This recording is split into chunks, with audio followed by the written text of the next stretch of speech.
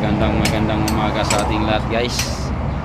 Ito guys, ang ating ngayon na pinapagawa ay tatanggalin yung alightance sa ating karapit.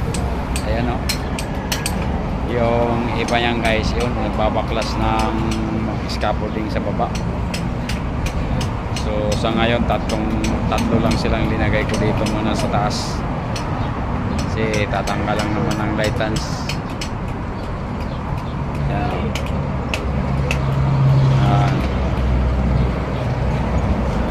Sana guys, pag dumaan sa inyo guys yung video na to, sana i-like nyo at mag-comment kayo guys para naman sa proper engagement natin guys.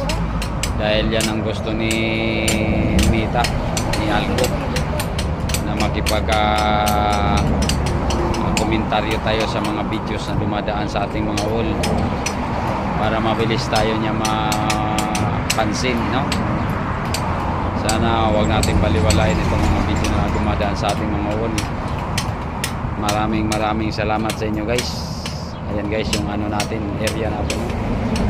Yan ang bundok, kapundukan ng Santo Tomas. Yan po ay ano yan, ilog. Yung tawagin dito ay ilat. Guys, yan. Yan ang ating ano ngayon.